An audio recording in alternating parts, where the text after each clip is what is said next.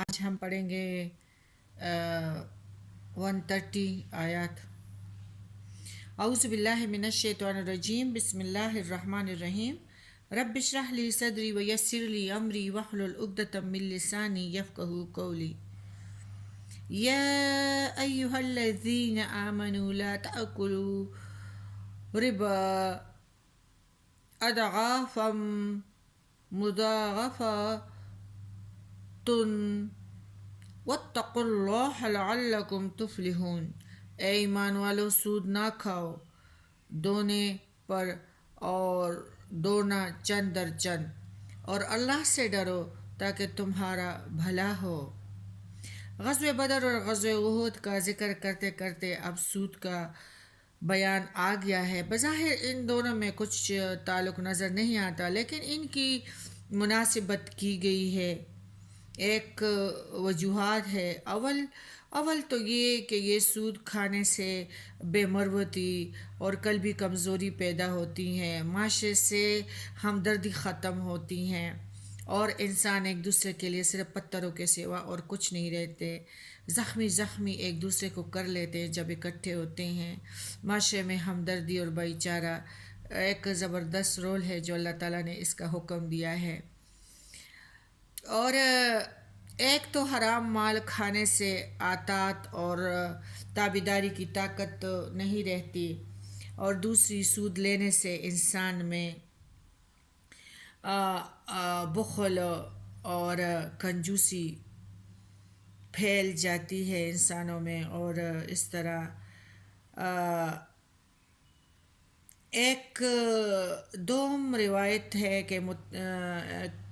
کہ دوم روایت کے مطابق دونوں آیاتوں کا ایک کے بعد دیگر آنے کا سبب یہ ہے کہ اس وقت یہودیوں سے مسلمانوں کے اکثر سودی معاملات جس طرح آج کل ہوتے رہتے تھے، اس لیے ان سے تعلقات توڑنا بہت مشکل تھا، اور احد کے واقعہ میں یہودی منافقوں کا بہت دخل تھا۔ اس لیے مسلمانوں کو تنبیہ کر دی گئی ہے کہ سود لین دین چھوڑ دو، ورنہ اس کی وجہ سے خواہ مخواہ ان دھوکہ بازوں سے تعلقات قائم رہے گی، جو آئندہ نقصان کا جو ہے وہ جواز ہی بنے گا۔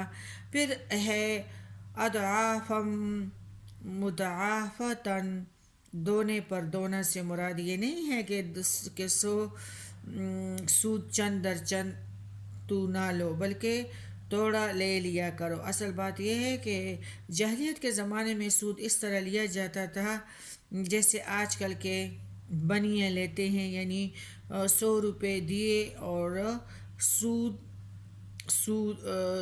در سود بڑھاتے چلے گئے۔ سود کا یہ خاصہ ہے کہ جو غریب ہے وہ غریب تر اور جو امیر ہے وہ امیر تر ہوتا چلا جا رہا ہے۔ اس آیات میں سود کے اس دگنے چگنے ہونے کی طرف اشارہ ہے کہ ایک تو سود خور بیچارہ غریب تھا نا، تو اس لیے آیا تھا، مفلس تھا، کمزوریوں کی وجہ سے آیا، تو وہ بیچارہ خود سے اس کمر ٹوٹ گیا تھا۔